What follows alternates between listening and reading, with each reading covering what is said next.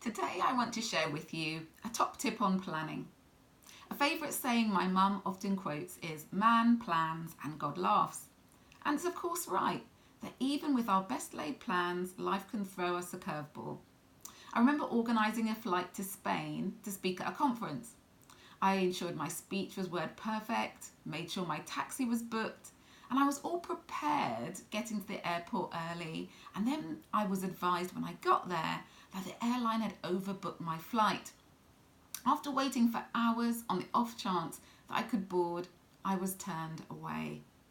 Being utterly disappointed after weeks of planning and also mortified that I'd be letting the event organiser down, it was awful. But luckily, we found a workaround. It wasn't ideal, but I was able to deliver my talk virtually. Even though my plan didn't go as I'd expected that day, this hasn't stopped me planning. Because an even more appropriate saying that resonates with me is, if you fail to plan, you plan to fail. Planning is crucial to your success, even when things don't go as you'd like them to, as happened with me many times.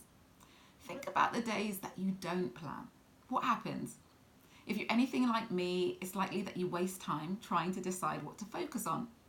And of course, then it's much easier to interrupt you because you're not focused.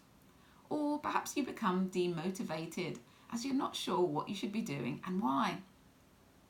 As someone who prides themselves on being a doer, it did take me a while to come around to the benefits of planning. But I'm now a true convert. Whether you're planning your year ahead, a special event, your budget, or career, here's my one tip to getting it right. Are you listening? It's to be intentional. Research has shown that intention beats motivation.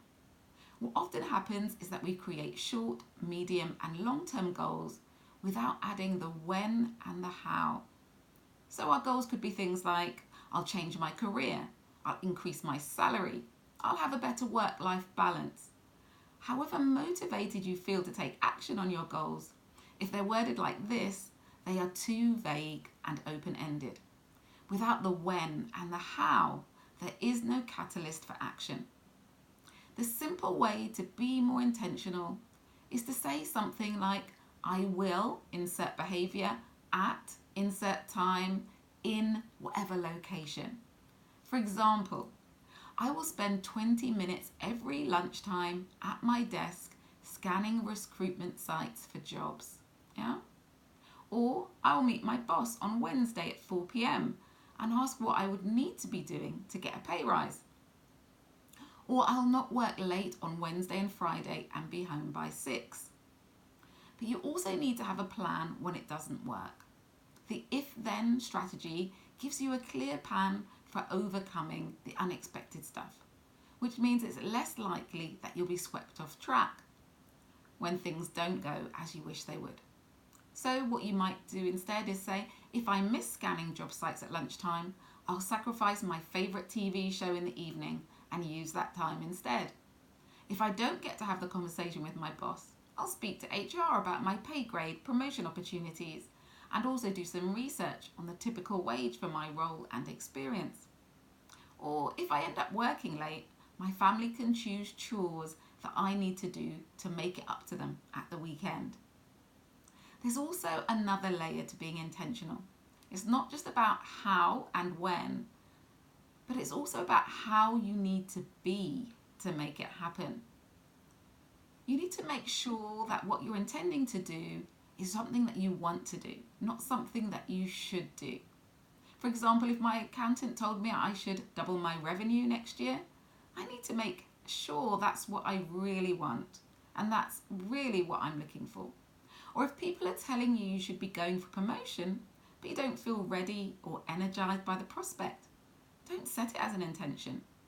It really should be something that you really want for you. So make sure it's realistic, shouldn't be too easy, and you shouldn't be shy about setting your intentions either. But you should also believe that it can be achieved. Small, successful steps are much better than large, unsuccessful leaps. You want to set yourself up to succeed, as a little bit of success is a catalyst for more. So what else should you do? Keep focused on what it is you really want, not what you don't want. If I want to improve my relationship, I say I want to be a loving and kind partner. I don't focus on the fact that I don't want to split up with my partner. And I also don't try and control them. They need to be a more loving partner. Hopefully, as a consequence of my behaviour, that would happen. Most importantly, keep it in the here and now, not in the future. Whatever your intentions are should be able to be done today. If you can't start it today, then it's something that's too big or not right for you. Go back to the beginning and plan again. So some final tips for you. Give your plan a home. Where does your plan live? On your computer, on your whiteboard, on your phone? Journal. Write your plan down so that you can review it. Not to beat yourself up, but to congratulate yourself and measure how far you've come. Try and diarise a time every week when you can do that. And remember, a plan is not static. It's living. Take action. A final thought. You don't have to plan every minute of every day. Of course, you can relax and be spontaneous. We all want to do that at times. But when you really want to get things done, that really matter to you, my tip is to plan. I hope that was useful. Keep in touch. jennygarrett.global is my website. See you soon.